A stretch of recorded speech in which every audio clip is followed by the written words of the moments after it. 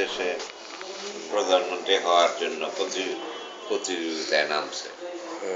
আচ্ছা, আপনার যে ইয়াটা হয়েছিল, আপনি বলছিলেন যে 91-এ এই সমস্যাটা হয়েছিল কি? আপনাদের সেপারেশনটা কি 91-এ হয়েছিল নাকি না কোন সালে? 91। তো আলটিমেটলি কি যে কারণগুলি বলছিলেন ওইগুলি মানে আলটিমেটলি এই ইয়াতে নিয়ে আসছে? হ্যাঁ, ওইখানে ব্যাপার হলো, তুমি যখন বিদেশে পড়াশোনা করতে যাও, গ্র্যাজুয়েট স্টাডি যখন তুমি করো, যেমন আমরা মেয়ে এখন গ্র্যাজুয়েট স্টাডি করছি, অ্যাসকার এখন তাকে জিজ্ঞেস করে দেখো তুমি তাকে যে what kind of pressure it is, কিরকম প্রেশার, বলে রিগোরাস। আমেরিকায় তুমি যদি গ্রাজুয়েট স্টাডি করো, পিএইচডি, এমএস পিএইচডি করো, তাহলে তোমাকে মানে এটা কঠিন কঠিন অনেক সময় দিতে, একটা প্রেশারের মধ্যে তোমাকে রাখবে। তো সেখানে তোমার প্রয়োজন হেল্পিং হ্যান্ড, প্রয়োজন তোমার হেল্প। এখন আমি গ্রাজুয়েট স্টুডেন্ট, আমি একটা স্কলারশিপে গেছি। তো স্কলারশিপ হলো একজনের স্কলারশিপ, দুইজনের, কিন্তু আমি দুইজন নিয়ে আরেকজন নিয়ে গেছি। সুতরাং আমার একটা টানাটানিতে হবে, টানাটানি হবে না স্কলারশিপ। তখন আমি কি করলাম, আর একটা ছোটখাটো কাজ নিলাম।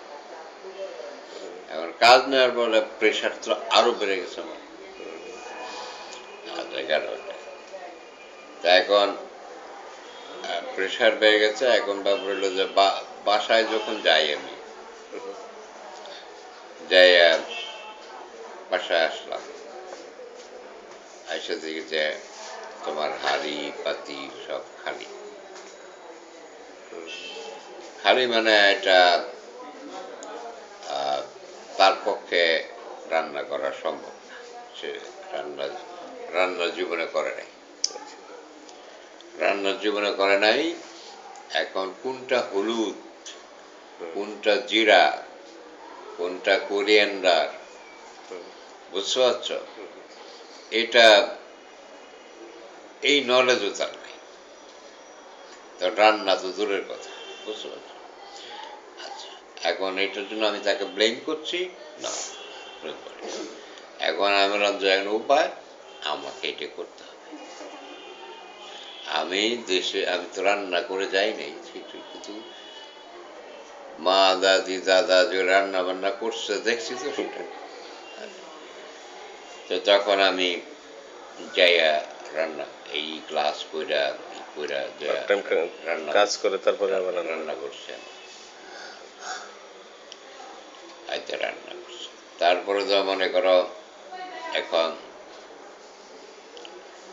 আমি বিয়ে করে নিয়ে গেছি, সে ভালো ছাত্রী মোটামুটি, সে কি ইকোনমিক্সের সেকেন্ড ক্লাস পাওয়া, বাংলাদেশে একটা ব্যাংকে ট্যাঙ্কে চাকরি করতে পারতো, এই টাইপের।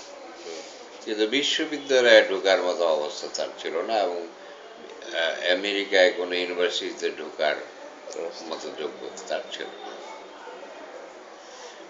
এখন তার ফ্যামিলি থেকে প্রেশার যে তাকে আমি ভর্তি করাই না, আমাকে ব্লেম করছে, মানে তাকে মানে বঞ্চিত করা হচ্ছে হায়ার এডুকেশন থেকে। কিন্তু তারা জানে না যে এখানে ভর্তি করানোটা কিরকম ব্যাপার, বুঝতে পারছ। আচ্ছা, এখন আমার লক্ষ্য হলো তাকে কিভাবে ইউনিভার্সিটিতে ভর্তি করাবো। ওই লক্ষ্যে আমি আগাচ্ছি ধাপে ধাপে। এটা হঠাৎ করে করা যাচ্ছে না, কারণ সেই ক্যালিবারের স্টুডেন্ট সে না। আচ্ছা, তা এখন কি করতে হবে, জিআরই পরীক্ষা দিতে হবে। তো জিআরই পরীক্ষার জন্য বই কিনে দিচ্ছি, সে জিআরই পরীক্ষা দেবে না, তারা নিয়ে যাওয়া যায় না। হলে নিয়ে গেলে সে পরীক্ষা দিবে না। সে গেল, এটা তা পরীক্ষা দিবে না, সে কমপ্লিট করে নেই, চলে আসছে। টাকা জমা দিচ্ছি, টাকা ল্যাপস হয়ে গেছে আর কি, টাকা চলে গেছে। টাকা তো আর আমার ফেরত দেবে না। তা তারপরে হচ্ছে কি, তা আমি, আমার এক বন্ধু, সে একটা কলেজের প্রফেসর, সে জিআরই, এসএটি, যত রকমের পরীক্ষা আছে এগুলো অ্যাডমিনিস্ট্রেট করে। এটা হলো তার এটা তার একটা ইয়ে, ব্যবসা, পয়সা পায়। টেস্টিং এজেন্সি থাকে তো, বিভিন্ন এজেন্সির টেস্ট। ওটা নিচ্ছে, সে আমার হায়ার করছে, সে আমাকে হায়ার করছে যে কি করো, ইনভিজিলেশনে আসো। আমি এরকম ধরো এই প্রত্যেক শনিবার রবিবার আমি এগুলোতে ব্যস্ত থাকি।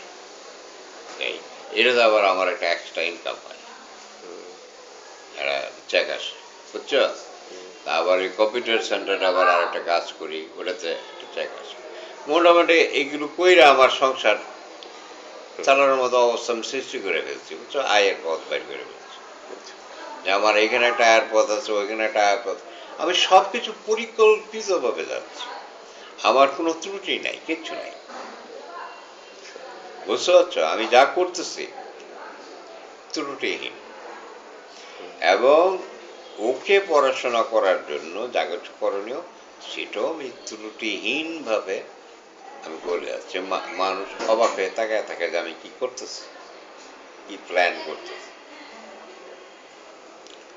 তো যাই হোক, তারপর ওই সেন্টারে নিয়ে আমি ইনভেস্টিগেশন করে তাকে জিআরই পরীক্ষা দেওয়াইছি, বুঝছো? মোটামুটি একটা স্কোর আসছে। একটা স্কোর আসছে, একটা রিজনেবল স্কোর আসছে। আসার পরে তা এখন এখন প্রশ্ন হলো যে আমার ডিপার্টমেন্টে খুঁজে খুঁজে বাইর করলাম যে তাদের ছাত্রদের যে স্পাউস, তাদেরকে একটু রিল্যাক্স করে আর কি, ভর্তি টর্তির ব্যাপারে মিনিমাম রিকোয়ারমেন্ট ফুলফিল করতে বললে দিয়ে দেয়, বললে দিয়ে দেয়। আচ্ছা, ভর্তি এখন ধরো ভর্তি আমি করাইলাম, কিন্তু ভর্তি করালে কিন্তু কোনো কোনো হেল্প পাবে না, টিউশন দেবে না, বুঝছো? এবং টিউশন মানে কি, হাই টিউশন, এটা আমার পক্ষে দেওয়া সম্ভব না। আচ্ছা, এখন উপায়টা কি, তাহলে আমি যদি ভর্তি করাই তাহলে টিউশন দেবো কেমনে, সম্ভব না। এখন তো জিআরই হয়েছে, আবার আমি টিচারদের সাথে আলাপ টালাপও করছি, তো মোটামুটি একটা পজিটিভ ইয়েতে আসছে যে ভর্তি করানো যাবে। তো শেষে একটা জিনিস বাইর করলাম যে সে যদি ইউনিভার্সিটিতে চাকরি করে,